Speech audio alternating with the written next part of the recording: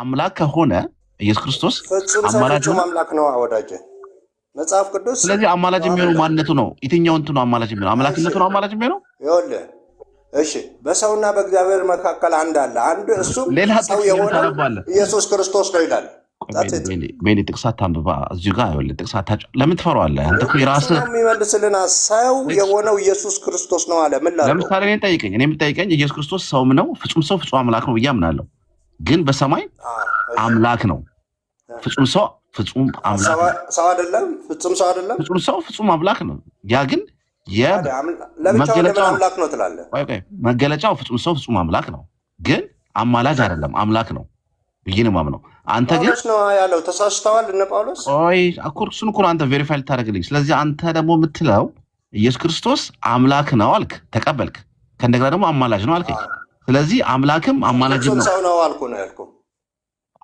እኮ አማላጅነቱ ከማን ጋር ነው የሚሄደው ከሰውነቱ ጋር ነው ከአምላክነቱ ጋር ነው የሚሄደው ኖ ኢየሱስ ክርስቶስ ፍጹም ሰው ፍጹም አምላክ ነው የሚለውን ከተቀበልክ አማላጅ ነው ወንድማችን በእኔ እንደምትሰሙት መመለስ አይችልም ማለት ነው ጥያቄ አልመለሰውም ቀጥሉ እናንተ እሺ አናገር እኮ አዝለ ለሁለት ከፍሎታል ከፍሎታል ቤሪ ከፈለው እኮ ተዚህ ሰው ፍጹም አምላክ የሚለውን ቤተክርስቲያን ታምናለች አማላጅ ነው አልከው ያማልዳል ወደ ያብ እኔ አይደለም ያልኩት እኮ ጳውሎስ ነው ያለው ወዳጄ ትክክለኛው የወንጌላውያን አንደርስታንዲንግ እንደዚህ ነው አንደርኒዝ አድርገው ተግልጽ አይነግሩትም እንጂ አይናገሩም እንጂ ፍጹም ሰው ፍጹም አምላክ ሲሉት በሁለት ነገራችን ላይ እንትና ዮሐንስ አፈወርቅ ሲገልጸው ያን የሮሜ ላይ ያለውን አሁን በአብ ቀኝ ያለው የሚማልደው የሚለውን በአብ ቀኝ ያለው የሚማልደው የሚለውን ይረዳናል ወይም ደግሞ ይፈርዳል ይለዋል ይረዳናል ማለት አሁን ለምሳሌ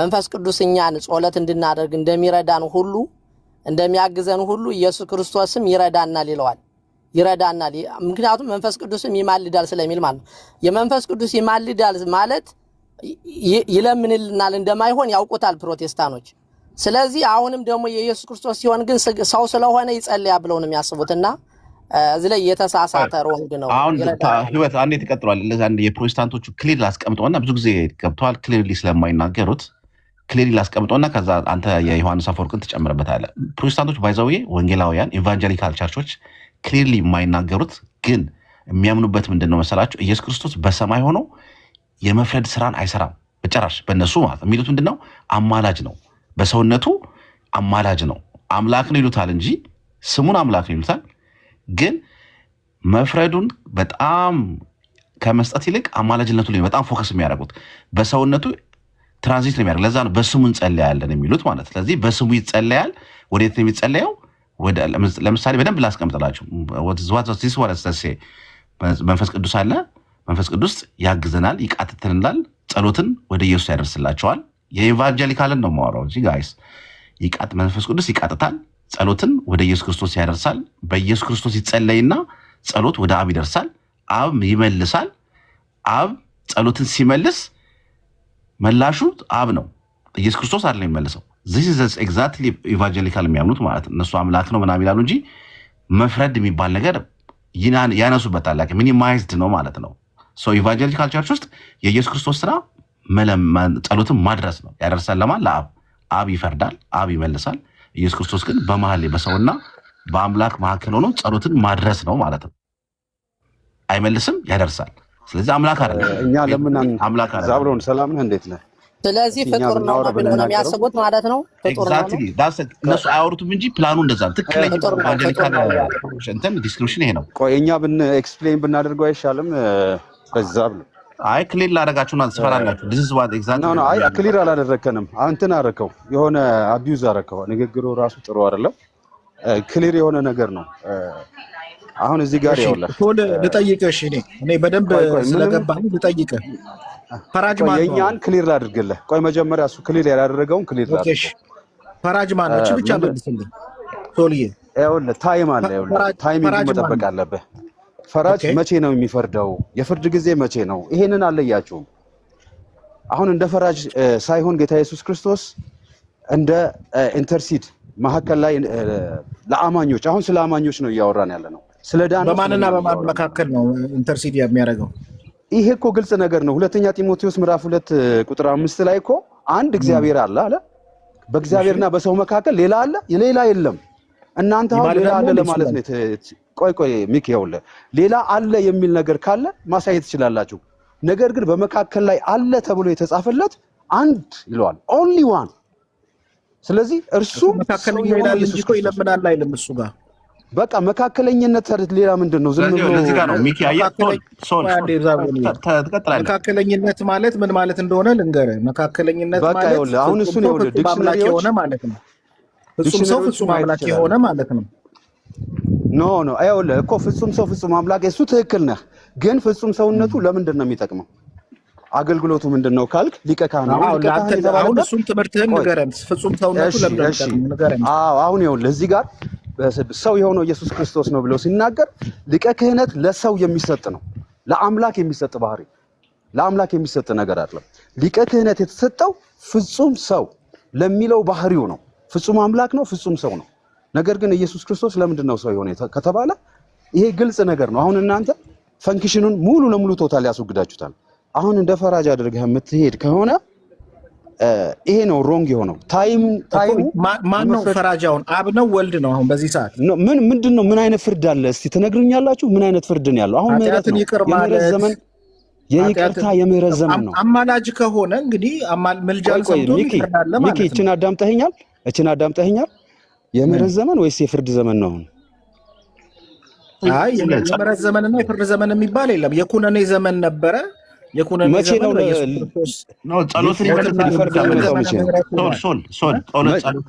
ነው ሊፈርድ የሚመጣው? ነው ፍርዱን ተውና ይወላ እንደዚህ አድርገው ጸሎትን ይመልስን። ለምሳሌ ስትጸልይ አንተ አንድ ሰው ለምሳሌ ጸሎቴ እንዲህ ይቅርታ ለመረሱ ፍርዶ ነው ፍርዱን ተው ትላለህ እንዴ? ኖ እኮ ጸሎትንም አንስተሃል እኮ። ይኸውልህ ቆይ እንግባባ፣ እየተግባባን እንሂድ። ፍርዱን ተወው ካልክ አሁን አንተ ሳይሆን አንተ ክሊል እንድታስቀምጠው ሰው ማለት ነው። እየተደማመጥን እናውራ። እኔም እያዳመጥኳቸው ነው። ለራስህ እኮ ነው። መጀመሪያ ምን አልክ መሰለህ? በአሁን ሰዓት ምን አይነት ፍርድ ነው ያለው አልክ። አንተ እኮ ነው ያልከው። ጠየቅኩህ እኮ ምን አይነት ፍርድ ነው? ምህረት ነው ፍርድ ነው ያለው ነው? አሁን ኤግዛክትሊ። ቆይ ሶል ተረጋጋ፣ ታስረዳለህ። ተረጋጋ፣ እቺ መልስልኝና ወደዛ እንሄዳለን። ቆይ ተረጋጋ። ስለዚህ አሁን ብላችሁኛል። ሰው ኢየሱስ ክርስቶስ በሰውና በአምላክ መሀል የሆነው ነው አይደል? ጸሎትን ያንተን ጸሎት ለአብ ነው የሚያደርስልህ። ለምሳሌ ትጠይቃለህ፣ ምህረትን ትጠይቃለህ፣ ይቅርታ አድርግ። አሁን ስትናገር ራሱ ማለት ነው ስትናገር መጽሐፍ ቅዱስ ትክክል አድርጎ ያስቀመጠውን ነው መናገር ያለብህ። ሁለተኛ ጢሞቴዎስ ምዕራፍ 2 ቁጥር 5 ላይ አንድ እግዚአብሔር አለ። ወደ ጥቅስ የሚሄዱት ነገር እኮ ነው የማይገባኝ። ለምንድን ነው መጽሐፍ ቅዱስን አንተ ራስህ የምታምነው አትነግረንም? ያለት እንዴ አንተ የራሴን ወሬ የራሴን እንትን ነው የምትፈልገው። አሁን አንተ የራሴን የምጠቅሰው ጥቅስ ላይ አማላጅ የሚል ስለሌለው እኮ ነው። ፈራጅም አማላጅም የሚል የለው። አሁን የምጠቅሰው ጥቅስ አሁን ግልጽ የሆነ ነገር እዚህ ጋር እናንተ ልትቀበሉ ያልቻላችሁት ነገር አንድ እግዚአብሔር አለ፣ በሰውና በእግዚአብሔር መካከል አንድ አለ፣ እርሱም ሰው የሆነው ኢየሱስ ክርስቶስ ነው የተባለው። በሰውና በእግዚአብሔር መካከል ለምንድን ነው መሆን ያስፈለገው? ሪዝኑ ምንድን ነው? ዓላማው ፐርፐዝ እኮ ይሄ ፐርፐዝ ምንድን ነው? ፍጹም ሰው ፍጹም አምላክነቱ ፐርፐዙ ምንድን ነው? ፍጹም ሰው የሆነበት ፐርፐዝ ዓላማው ነገረ ድነት ነው፣ ዓለምን ለማዳን ነው። ሶ ታዲያ ዓለም ሄዳ ነው ዓለምን ማዳን የሚችለው ፍጹም ሰው ፍጹም አምላክ ብቻ ነው። እኔ የምለው ሶል ኢየሱስ ክርስቶስ እግዚአብሔር ነው ብለህ ታምናለህ አይደል? አምላክ ነው ብለህ ታምናለህ አይደል?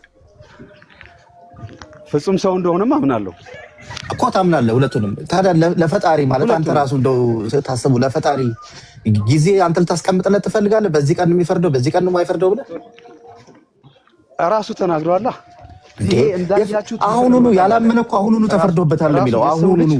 ቆይ ልንገርህ፣ ኖ እሱማ ካላመንክ ነው። ካላመንክ ነው ፍርድ አይደል እንዴ? ፍርድ የለም ለምን ትላለህ ታዲያ? እሱ አይደለም የፈረደብሽ፣ ያላመንከው ወርዱ ነው ራሱ። ማን ነው ታዲያ የሚፈርደው? ራሱ ነው የፈረደበት። አሁን እኮ አንተ እግዚአብሔርን ያስተካክለዋለሁ እያልክ ነው። በዚህ ቀን ይፈርዳል ወይ ከ1000 ዓመት በኋላ ይፈርዳል? እንዴት ነው እንደዚህ አይነት አማርኛ የምታወራው? እግዚአብሔር ሁሉ በሁሉ ነው። አይ ለፍርድ ይመጣል ይላል መጽሐፍ ቅዱስ። ወዳጄ በሁሉም ቤተ ለፍርድ ይመጣል። ታዲያ ስትቀበል እኮ መጽሐፍ ቅዱስን ቤሊ ለፍርድ ይመጣል ብቻ የሚለውን አይደለም። አሁኑኑ ያላመነ አሁኑኑ ተፈርዶበታል የሚለውንም ተቀበል። አሁኑኑ ተፈርዶበታል እንደዚህ ይላል እዛው ላይ ስላላመነ ነው እንጂ አሁን ስለ ያመነ አትበላ። አይፈርድም ካልኩ ያመነ አይባልም ያላመነ አይባልም። አንተ ራስህ እንደማይገባ ይኸውልህ ያመነውን ያላመነውን ፍርድ ከሆነ ፍርድ ቤሊ ዮሐንስ 3:16 በአንድስ እንኳን አይፈርድም ይላል። አንብበለት አንድ ዮሐንስ 3:16 ላይ በአንዳችስ እንኳን አይፈርድም ይላል። በእርሱ የሚያምን የዘላለም ሕይወት እንዲኖር እንዳይጠፋ እግዚአብሔር አንድያ ልጁን እስኪሰጥ ድረስ ይኸውልህ እስኪሰጥ ድረስ ዓለምን እንዲወደዋል ካለ በኋላ በዓለም እንዲፈርድ አላከውም ይላል። ምንድነው የእሱ የፈረደው? እኔ ሳልሆን ይላል። ቆይ እኔ ሳልሆን የሚፈርድባችሁ ቆይ ላምባ አንድ እሱ ያለውን እናንብብና መምህር ከዛው ደርሶ እንሄዳለን። እንደዚህ ይላል 3:16 ያመን ሁሉ ቆይ ላምብብልህ ታነብልህ ያንብበው። እኔ ውጪ አንድ ያንብ ፕሊስ፣ እንደማመጥ ከዛ ያንብበውና ሐሳብ እንስጥ። እሱ የሚያምን ሁሉ የዘላለም ሕይወት እንዲኖረው እንጂ እንዳይጠፋ እግዚአብሔር አንድያ ልጁን እስኪሰጥ ድረስ ዓለምን እንዲወዷልና ዓለም በልጁ እንዲፈርድ እንጂ በዓለም እንዲፈርድ እግዚአብሔር ወደ ዓለም አላከውምና ይላል። ስለዚህ የሚያምን አይፈረድበትም፣ በማያምን ግን በአንዱ በእግዚአብሔር ቆይ ደግሞ እኔ ላንብብላችሁ። እናንተ ጥቅስ አዲያ ነመጣችሁ ላንብብላችሁ። ቆይ ዝም ብለህ ቆይ ፈትታችኋ ትክክል ነው። ቆይ ዝም ብለህ ቆይ ላንብብልህ። ደግሞ እኔ አብ በራሱ ሕይወት እንዳለው እንዲሁ ደግሞ ለወልድ በራሱ ሕይወት እንዲኖረው ሰጥቶታል ይላል። ይህን ተወውና ደግሞ ላንብብልህ። ሌላ ገብቶሃል? እናንተ በጥቅስ ስለሆነ እንትን የምትሉ ሰዎች ሁሉ አብን እንደሚያከብሩት ወልድን ያከብሩት ዘንድ ፍርድን ሁሉ ለወልድ ሰጠው እንጂ አብ በአንድ ሰው እንኳን አይፈርድም ይላል። አብ አሁን በአንድ ሰውም አይፈርድም ለወልድ ሰጥቶታል እያለ ነው። ስለዚህ ፈራጅ አይደለም ምናምን የምትሉት ምንም በጥቅስ ይመለሳል ዙሩ ተመልሶ። ስለዚህ መጣች ፈራጅ አይደለም ያልነው የፍርድ ጊዜ አይደለም ነው ያልነው። ኖ አዳምጣ ማን ነው ፈራጅ ታዲያ? ፈራጁ ማን ነው? ሰዎች ሁሉ አለ የፍርድ ጊዜ አይደለም። ኢየሱስ ክርስቶስ ፈራጅ ነው፣ አማላጅም ነው። ግን አሁን የፍርድ ጊዜ አይደለም እያለ ነው። በዚህ ሰዓት ማንም ፈራጅ የለም ማለት ነው። አዳምጠኛ ሰዎች አለ ምኑ ላይ ነው የሚፈረደው? ንገረኝ እስቲ። አሁን ደግሞ ላንብብልህ ሌላ ጥቅስ ላንብብልህ።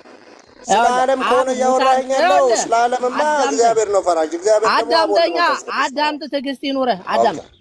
አብን ሙታን እንደሚያስነሳ ሕይወትም እንደሚሰጣቸው እንዲሁ ወልድ ደግሞ ለሚወዳቸው ሕይወትን ይሰጣቸዋል ይላል። ስለዚህ አብና ወልድ እኩል ናቸው እያለ ነው፣ እየጠቀሰልህ ነው።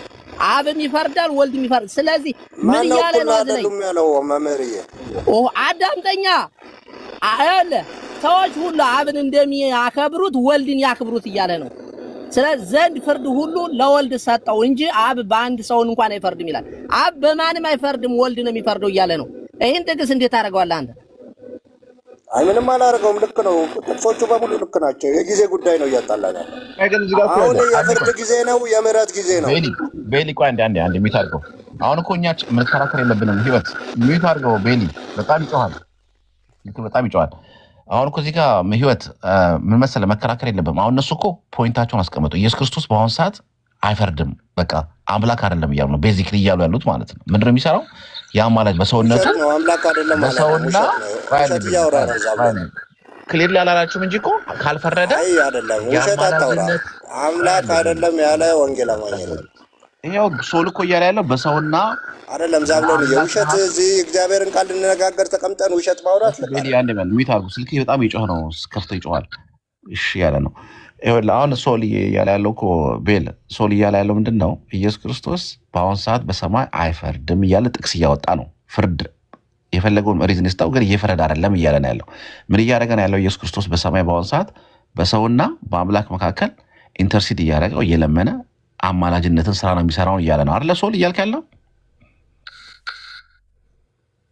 አዎ ልክ ነው። መጽሐፍ ነው የሚለው፣ ሶል እኮ አይደለም ያለው። ስለዚህ ዛስ ኤግዛክትሊ ሆነ በሰውና በእግዚአብሔር መካከል አንድ አለ፣ ሰው የሆነው ኢየሱስ ክርስቶስ ነው ያለው እኮ መጽሐፍ ነው። እሱ አይደለም ስለኛ የሚማልደው ያለው እኮ መጽሐፍ ነው፣ መጽሐፍ ሳይሆን ሶል አይደለም። በዛ ነው በቃ ቤዚክሊ በዛ ነው ፕሮቴስታንት የሚያምነው ነው። በኢየሱስ ክርስቶስ አምላክነት አያምንም። አምላክ በሰማይ ያለው ትራንዚት እየዋሸ ነው። አማላጅ ነው እንጂ ቤሊ እየዋሸ ነው። ቤሊ ሮሜ 8:33 እንዴት ነው የምትፈታው? እስቲ ንገረን እስቲ። ሮሜ 8:33 አንድ ጊዜ አቅም የለውም ምናምን እያልኳቸው አይደለም። አቅም የለውም ጊዜው አይደለም እያልኳቸው ነው። ጀጃ ያደርግም ብዬ ስል ጊዜው አይደለም ጊዜውን አልለያችሁም እያልኩ ነው ያለሁት እንጂ ሂዝ ኖት ካፔብል እያልኩ አይደለም። በጣም እስቲ አስማማለን። ጊዜው አይደለም የሚለውን ሶሊ ሰማል ሶሪ ጊዜው አይደለም የሚለውን እስቲ አስማሙልን። ሮሜ 8:30 ክርስቶስ ሊፈርድ ይመጣል አይልም መጽሐፍ ቅዱስ ወዳጄ። ጊዜው አንድ ጊዜ ቤሊ ቤሊ አልሰማም እንዴ? ሮሜ 8:33 እንዲህ ይላል፣ እግዚአብሔር የመረጣቸውን ማን ይከሳቸዋል? የሚያጸድቅ እግዚአብሔር ነው፣ የሚኮንንስ ማን ነው ብሎ እንትን ይላል ይጠይቃል ማለት ነው። ከዛ 8:34 ላይ ደግሞ የሞተው ይልቁንም ከሙታን የተነሳው በእግዚአብሔር ቀኝ ያለው ደግሞ ስለኛ የሚማልደው ክርስቶስ ኢየሱስ ነው ይላል። አሁን አንተ ጊዜው ገና ነው አልደረሰም የሚለውን እስቲ ከዚህ ክፍል ጋር አስማምተህ ንገረን እስቲ። ምክንያቱም እዚህ ጋር የሚኮንን ማን ነው ይላል። ኮናኙ ማን ነው? እግዚአብሔር ካጸደቀ የሚኮንን ሰው የለም ማለት ነው። ማንም ሊኮንን አይችልም ማለት ነው። ምን ግልጽ እኮ ነው። ነው አይደል? እግዚአብሔር የመረጣቸው ማን ይከሳቸዋል? የሚያጸድቅ እግዚአብሔር ነው አለ። የሚያጸድቅ እግዚአብሔር ነው አይደል? የሚኮንንስ ማን ነው? ማንም የሚኮንንስ ማን ነው? ጥያቄ ምልክት እኮ ነው ያደረገበት። የሚኮንንስ ማን ነው? እግዚአብሔር ካጸደቀ ማን ይኮንንሃል ነው እኮ። ኮናኝ ከሱ ሌላ የለም። መኮንን ማለት ምን ማለት ነው? ኩነኔ ማለት በእግዚአብሔር ፊት አለመብቃት ማለት ነው። ኃጢአት ማለት ነው። ኩነኔ ማለት የሆነ ተኮነነ ማለት መፍረድ ማለት ነው አይደል? መልሰታል እኮ የሚኮንን ኢየሱስ ክርስቶስ እንደሆነ እኮ መልሰታል ጽሁፉ። ወዴት ያ ኤግዛክትሊ እኮ ለታች ላይ ስታነበው የሚኮንን ማን ነው ካለ በኋላ ጥያቄ ምልክት ካደረገ በኋላ የሞተው ከሙታን የተነሳው በአባቱ ቀኝ ያለው ስለኛ የሚማልደው ኢየሱስ ክርስቶስ ነው ብሎ 4 ነጥብ መልስ መልሰዋል ራሱ ጽሁፉ ማለት ነው። ስለዚህ ኮናኙ ኢየሱስ ክርስቶስ ነው ማለት እኮ ነው። በዚህ አውድ መሰረት ኮናኙ ኢየሱስ ክርስቶስ ነው። እንደዚህ አይልም። አቤት ኮናኙ ኢየሱስ ክርስቶስ ነው አይልም ይላል ጽሁፉ። አንብበው እዛ ላይ የት አለ? እስቲ ያሳየኝ። ኮናኙ ኢየሱስ ክርስቶስ ነው ይላል። ጥያቄ ምልክት አደረገ። ጥያቄ ጠየቀ አይደለ? ጽሁፉ የሚኮንን ማን ነው ብሎ የጥያቄ ምልክት አደረገ አይደለ? ጥያቄ ከተጠየቀ ደግሞ ከዛ በኋላ ያለው ጽሁፍ አንብበው ምንድነው የሚለው? እሺ ከዛ በታች ያለውማ ስለኛ የሚማልደው ነው የሚለው። ኖ እንጂ ወርደ እንጂ የሚኮንነው ማን ነው ካለ በኋላ ምንድነው እያለ ያለው ጽሁፉ? የሚኮንነው ማን ነው ብሎ ጥያቄ ምልክት ካደረገ በኋላ ምንድነው የሚለው ጽሁፉ? እሺ 8 እያነበብነው ብንሄድ ይሻላል። እሺ 30 እሺ እግዚአብሔር የመረጣቸውን ማን ይከሳቸዋል ይላል። ስለዚህ እዚህ ጋር ማን ይከሳቸዋል ሲል ኢየሱስ ክርስቶስ ከሳሽ ነው አንልም። እሺ የሚያጸድቅ እግዚአብሔር ነው፣ የሚኮንንስ ማን ነው ብሎ ጠየቀ። ማንም በማለት ነው መልሱ። ለምን እዚህ ጋር የሚኮንንስ ከተባለ የሚኮንነው ኢየሱስ ነው ብለን ልናመጣ አንችልም። ምንም ግራውንድ የለንም። የሞተው ይልቁንም ከሙታን የተነሳው በእግዚአብሔር ቀኝ ያለው ደግሞ ስለኛ የሚማልደው ክርስቶስ ኢየሱስ ነው ብሎ ሌላ ስቴትመንት ይሰራል እዚህ ጋር። ኖ እንዴት ብሎ እንዴ? አረፍተ ነገሩ እኮ መስማማት አለበት አይደለ? ጥያቄ እየጠየቀ ተመልሶ ስለ ኢየሱስ የሚያወራ ምን አይነት እንትን ነው? የሚኮንነው ማን ነው ካለ በኋላ ስማኝ ወንድም፣ ጥያቄ ምልክት አደረገ። ስለዚህ ኮናኙ ማን ነው ብሎ ጠየቀ። አሁን የሚያጸድቅ እግዚአብሔር ነው ብሎ ነገረን አይደለ? የሚያጸድቅ እግዚአብሔር ነው አለ። አሁን ግን ጥያቄው ግን የሚኮንን ማን ነው ብሎ ጥያቄ ምልክት አደረገ። ከዛ በኋላ ለዛ መልስ መስጠት አለበት ነው ጽሁፉ። ስለዚህ ምንድነው እያደረገ ያለው? የሚኮንነው በገላጭ ቃል እየጠቀሰ ነው ይሄድ ያለው አይደለ? የሚኮንነው ቀጥታ መጥቶ ኢየሱስ ነው አላለም። ዘሎ ኢየሱስ አላለም። ለምን? ብዙ በክርስቶስ በስሙ የሚመጡ ስላሉ ማለት ነው። ስለዚህ መግለጽ ስላለበት ምን አለ? ከሙታን የተነሳው የሞተው ከሙታን የተነሳው በአባቱ ቀኝ ያለው ስለኛ የሚማልደው ኢየሱስ ክርስቶስ ነው ብሎ አመጣው። ስለዚህ ኢየሱስ ክርስቶስ ነው የሚለውን ቃል ለማን ነው የሚገልጠው ማለት ነው? የሚኮንነው ማን ነው የሚለውን ጥያቄ በገላጭ ቃል እየተጠቀመ ግራ እንዳንጋባ የተኛው ክርስቶስ ነው ብለን ምክንያቱም በክርስቶስ የሚመጡ ብዙዎች ስለሆኑ ግራ እንዳንጋባ ያ ክርስቶስ የተባለው የሞተው ከሙታን የተነሳው በአባት ቀኝ ያለው ስለኛ የሚማልደው እነዚህ ያደረገ በሙሉ እሱ ነው ብሎ ኢየሱስ ክርስቶስ ነው ብሎ መልስ መለሰልን ማለት ነው። ካልሆነ ጠይቆ ሌላ መሄድ አይችልም። ወደ ሌላ ጥቅስ መሄድ አይችልም። ሌላ አረፍተ ነገር መስራት አይችልም። መናበብ አለበት አንተ ያልከው ገብቶኛል። ግን ይሄ ነገር አንተ ያልከው ነገር ትክክል አልመሰለኝም። ለምን መሰለ እንደዚህ ያልኩ? ከላይ ጀምሮ 3 ጥያቄ ነው የሚጠይቀው። ምን ይላል? ከ35 ጀምሮ ባነበው 31 ጀምሮ እንግዲህ ስለዚህ ነገር ምን እንላለን? ጥያቄ ምልክት። እግዚአብሔር ከኛ ጋር ከሆነ ማን ይቃወመናል? ጥያቄ ምልክት። መልሱ ምንድነው? እዚህ ጋር መሆን የሚችለው ማንም ሊቃወመን አይችልም። ኦኬ። ለገዛ ልጁ ያራራለት ነገር ግን ስለኛ አሳልፎ የሰጠው ያው ከእርሱ ጋር ደግሞ ሁሉን ነገር እንዴት አይሰጠንም? መልሱ ምንድነው የሚሆነው? አይ ሁሉን ነገር ይሰጠናል። እየመለስን ነው እንዴው። ኦኬ። እግዚአብሔር የመረጣቸውን ማን ይከሳቸዋል? ማንም። እግዚአብሔር አንተን ከመረጠ ማንም ሰው ሊከሳ አይችልም። ኦኬ። እግዚአብሔር የሚያጸድቅ እግዚአብሔር ነው። የሚኮንንስ ማን ነው? ማንም። እግዚአብሔር ካጸደቀ ማንም አይኮንንም። ይሄ ነው መልሱ።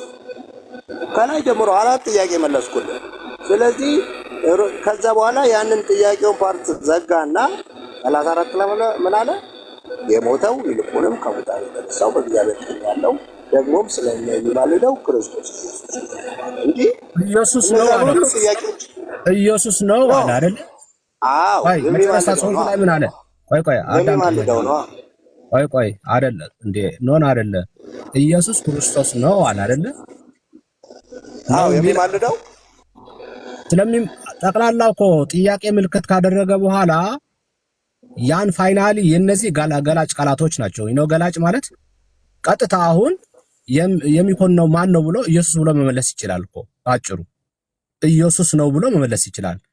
ግን ምን አደረገ? ኢየሱስ ነው ካለ በኢየሱስም የሚመጡ ስላሉ የተኛው ኢየሱስ ነው የሚል ግራ እንዳይጋቡ ምንድነው እያደረጋለው?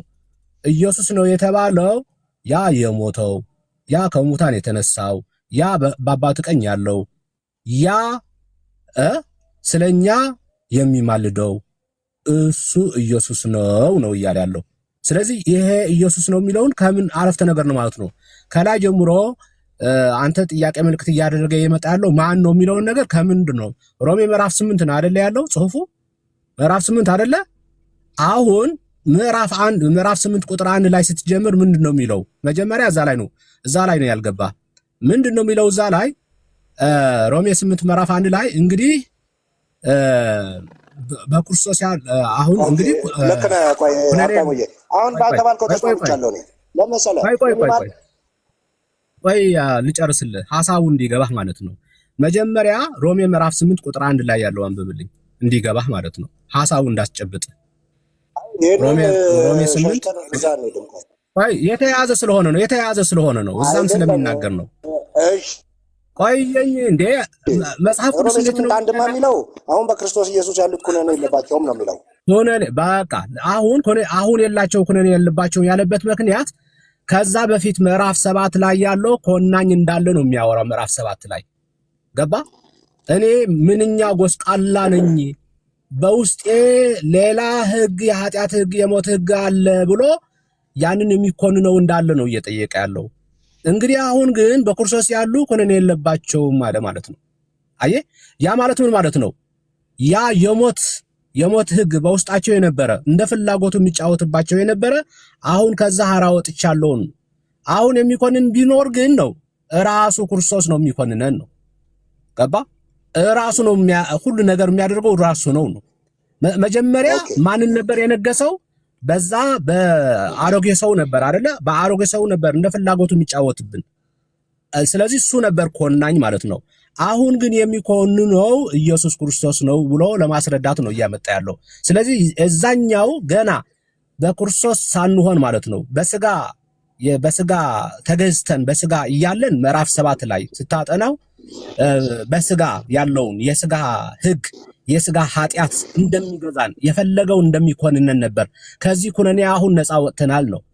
አሁን ታዲያ ምንድነው? በክርስቶስ ነው የሆነው። በክርስቶስ ሲሆን ደግሞ አዲስ ሰው ስንለብስ ደግሞ የሆነ ነገር ብናጠፋ እርሱ ክርስቶስ እኛን ምን ያደርጋል ማለት ነው? ይኮንናል ማለት ነው። ይሄን ነው እያለ ያለው። ስለዚህ ጽሁፉ ከምዕራፍ 7 ጀምሮ እስከ ምዕራፍ 8 ያለው ይኮንናል እያለ ነው።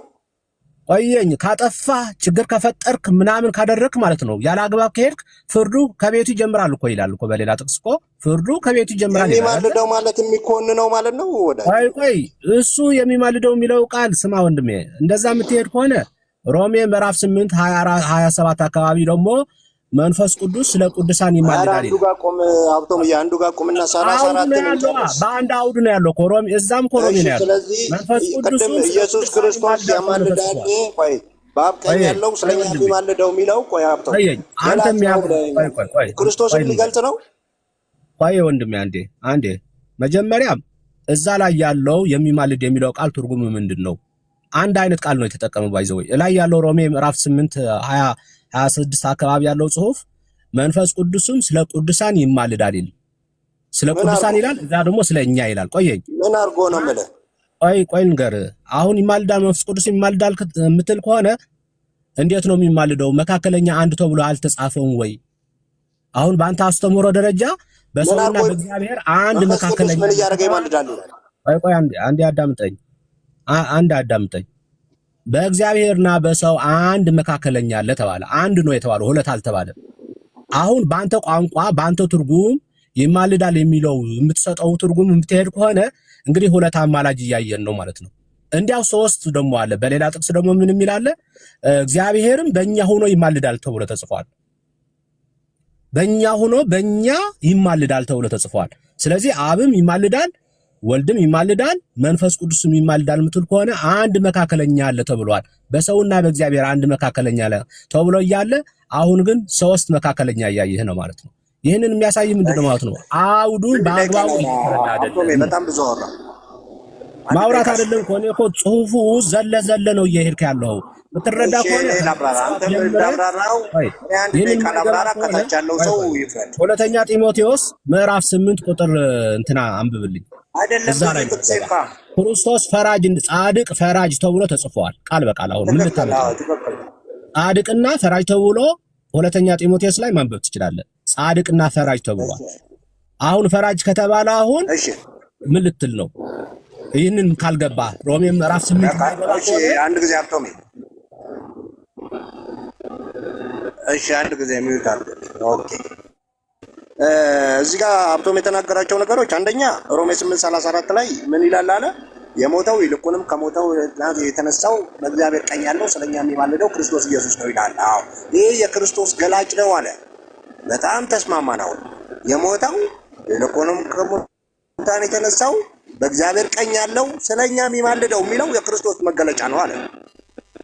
ይሄ ተስማምቻለሁ። ስለኛ የሚማልደው የሚለው የክርስቶስ መገለጫ መሆኑ። ኦኬ ላይ ሮሜ ደግሞ መንፈስ ቅዱስ ያማልዳል ይላል አለ። በምን ያማልዳል? እናንብበው። እንደዚህ ይላል፣ እንግዲህ ደግሞ መንፈስ ድካማችንን ያግዛል፣ እንዴት እንደምንጸልይ አናውቅምና፣ ነገር ግን መንፈስ በማይነገር መቃተት ስለኛ ይማልድልናል። ይሄ በሰማይ ሆኖ አይደለ፣ እኛ እዚህ መጸለይ ስለማንችል ያግዘናል፣ እንዴት መጸለይ እንደማናውቅ እያለ ነው እንጂ በሰማይ ታቀኝ ሆኖ ነው። ወደ ታች ወርዳ አንብበው። ቆይ ተፈጸመ። ከታች ወርዳ አንብበው። ስለ ቅዱሳን ይማልዳል ተብሎ ተጽፏል። መንፈስ ቅዱስ ይላል። ቀጥሎ ያለው አንብበው። ቆይ ዘለህ አይደለም ይማልዳል። ልብን የሚመረምረው ላንብበው። ልብን የሚመረምረው የመንፈስ ሐሳብ ምን እንደሆነ ያውቃል፣ እንደ እግዚአብሔር ፈቃድ ስለ ቅዱሳን ይማልዳል። ትክክል። ስለዚህ ስለ ቅዱሳን ይማልዳል እያለ ነው። አሁን ይለከናል እያለ ነው። ቆይ ወንድሜ አንዴ አዳምጠኝ። ስለ ቅዱሳን ይማልዳል አለ አይደለ? ስለ ቅዱሳን ይማልዳል አለ። እዚህ ደግሞ ስለ እኛ ይማልዳል አለ። እኛ ብሎ እየተናገረ ያለው ጸሎት እንዴት እንደምንጸልይ ነው የሚያግዘን አለ። ቆይ ወንድሜ ቆይ አንዴ ተረጋጋ። በመሰረቱ ላይ ስለ እኛ ይማልዳል የሚለው ኢየሱስ ክርስቶስ ስለ እኛ ይማልዳል የሚለው ቃል ራሱ ለአብ ይማልዳል ተብሎም አልተጻፈም። ለአብ ይማልዳል ተብሎ አልተጻፈም። ኦኬ ግን ይማልዳል የሚለውን ታምናለህ?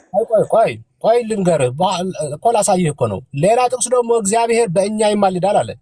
ታምናለህ? አሁን ቆየኝ።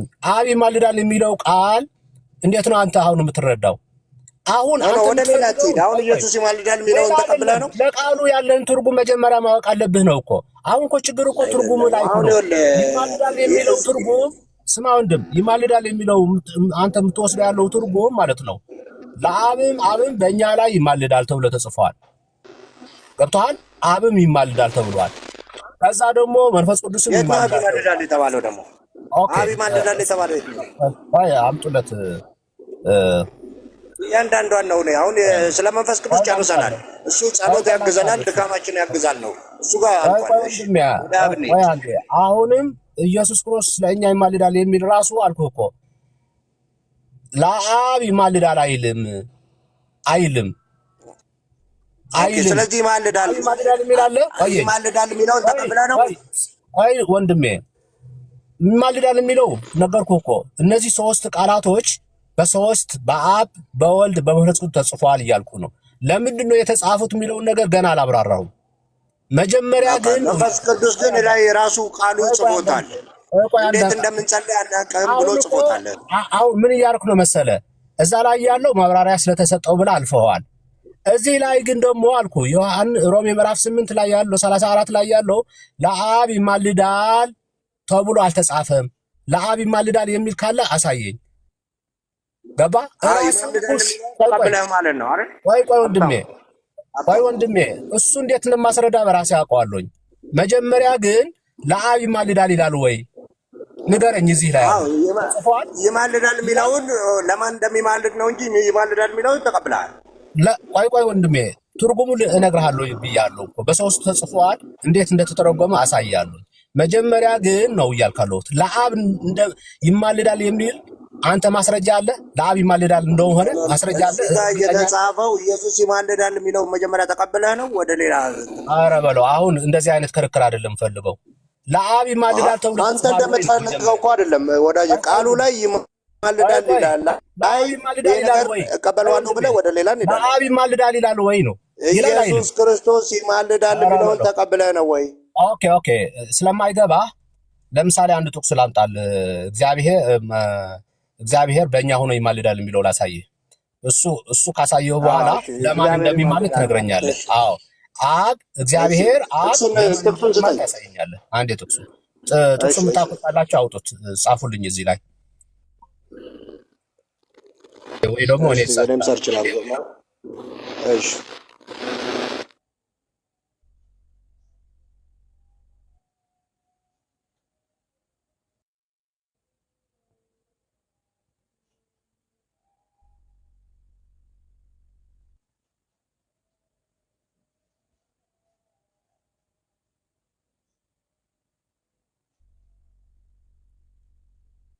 ቤሊ ግን አሁንም ይማልዳል ስትሉ ከብሉይ ሊቀ ካህናት ኢየሱስ ክርስቶስን በምንድን ነው እናንተ የምትለዩት እንትን የምታደርጉት? ማለት የብሉይም ሊቀ ካህን እለት እለት እንትን ይላል አይደል? መስዋዕትን ይዞ ይቀርባል አይደል? ይማልዳል እለት እለት ማለት ነው። ታዲያ ኢየሱስ ክርስቶስም እለት እለት የሚማልድ ከሆነ ከብሉይ ሊቀ ካህናት በምንድን ነው የተሻለው? የተሻለውማ አንደኛ በደም በበጎችና በፍየሎች ደም አይደለም። አንድ ጊዜ ባፈሰሰው በራሱ ደም ነው ሊቀ ካህን የሆነው። በነገራችን ላይ ሊቀ ካህን የሚለውን ሁሉም ቤተክርስቲያን ነው የሚያምነው፣ የኢትዮጵያ ኦርቶዶክስ ነው። ስለዚህ እሱን ብታጠና ጥሩ። እኛ ሊቀ ካህን አይደለም አላልንም እኮ ሊቀ ካህን አይደለም አላልንም እኮ። ታዲያ ከምን ይለያል ትለኛለህ እንዴ? በሰማያት ከፍ ከፍ ያለ ከነሱ የተሻለ እነሱ ሞት ስለከለከላቸው ዘወትር ሊማልዱ አይችሉም። ሞት ይከለክላቸዋል። የሆነ ጊዜ አንዱ ይሆናል፣ የሆነ አንድ ጊዜ ይተካከላል። እሱ ሞት ስለሌለበት እሱ ዘላለም ዘወትር ስለኛ ይማልዳል ይላል መጽሐፍ ቅዱስ። ይማልድ ዘወትር በሕይወት ይኖራል ይላል። ምልጃን የለ አሁን የለ እነሱ ሞት ስለሚገድባቸው። ቆይ አንድ ነገር እስቲ ልንገርህ፣ ቆይ አንድ ነገር ልጠይቅህ። ለምሳሌ ይሄ ሁሉ ምልጃ የተቃወማችሁበት ከሌሎቹ አማላጆች ጋር ስለሚጋጭባችሁ ነው ወይስ መጽሐፉ ስለማይል ነው? አየ የምልጃ አንተ ምልጃ ብለን የምትጠቅሰውና እኛ በኢየሱስ ክርስቶስ አስታራቂ ነው ብለን ስንናገር ኮምፕሊት የተለያየ መሆኑን በዚህ መረዳት ትችላለህ። እኛ አሁን ቅዱሳን እኮ ከሌሎቹ አሁን ማማላጅ ናቸው ብላችሁ ኢየሱስን ብትቀበሉ የሌሎቹ ምልጃ ስለሚፈርስ ነው ወይስ በእውነት ለመጽሐፉ አይገናኝም? ሲጀመር የቅዱሳን ምልጃ ከኢየሱስ ክርስቶስ የቤዛነት ሥራ ጋር ፈጽሞ የሚገናኝም አይደለም። አይገናኝም። ይማልዳል ይላል መጽሐፉ። ይማልዳል እያለ ለመካድ የፈለጋችሁት ሌሎቹ ምልጃ ስለሚያፈርስባችሁ ነው ወይ ነው ይባባል? ለዚህ እኮ ነው ይማልዳል ማለት ምልጃ ማለት መሰረታዊ ትርጉሙ መለመን ማለት ነው። መለመን ማለት ነው። 5:20 አንብበው። ሁለተኛ ቆሮንቶስ ምን 5 ሁለተኛ ቆሮንቶስ 5 ቆሮንቶስ ሁለተኛ ቆሮንቶስ አንደኛ ነው ሁለተኛ ሁለተኛ ቆሮንቶስ ሁለተኛ ቆሮንቶስ እሺ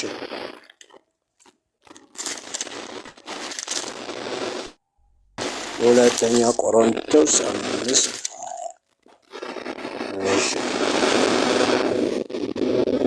እሺ እንደዚህ ይላል። እንግዲህ በእግዚአብሔር በእኛ እንደሚማልድ ስለ ክርስቶስ መልእክተኞች ነን፣ ከእግዚአብሔር ጋር ታረቁ ብለን ስለ ክርስቶስ እንለምናለን ይላል። ኦኬ ጽሑፍ አሁን በእኛ እንደሚማልድ ይላል። አሁን በእኛ እንደሚማልድ ማን? እግዚአብሔር። እግዚአብሔር በእኛ እንደሚማልድ እያለ ነው። ለማን ነው የሚማልደው እግዚአብሔር? እሺ እዛው ጋር እናንብበው። እንግዲህ እግዚአብሔር በእኛ እንደሚማልድ እግዚአብሔር በምን? በእኛ ምን እያደረግን? ስለ ክርስቶስ መልእክተኞች ነን፣ ከእግዚአብሔር ጋር ታረቁ ብለን ስለ ክርስቶስ እንለምናለን። ይሄ ነው ምልጫው። እግዚአብሔር በእኛ እንደሚማልድ እያለ ነው። እግዚአብሔር ለማን ነው የሚማልደው? በእነሱ እኮ ታረቅ እያለህ ነው። ስለዚህ ነው እያልካሉት እግዚአብሔር በእኛ እንደሚማልድ የሚለውን እግዚአብሔር ለወልድ ወይም ለመንፈስ ቅዱስ ይማልዳል ማለት አይደለም። አሁን ከታች እኮ አብራራለህ። ቆይ እኮ ገብቶሃል አይደለ? ስለዚህ እዛ ላይ ደግሞ ሮሜ ምዕራፍ 8:34 ላይ ያለው ደግሞ ና እዚህ ጋር እንጨርስ። አሁን ሰውም ይታዘበናል። እቺን ጥቅስ እዚህ ዘፈተነ አንድ አይነት ነው እኮ አንድ አይነት መልእክት እኮ ነው። መንፈስ ቅዱስ ለኛ ይማልዳል አይደለ? እግዚአብሔር በእኛ እንደሚማልድ ኑ ታረቁ ብለን እንለምናለን። ምልጃው ምንድነው?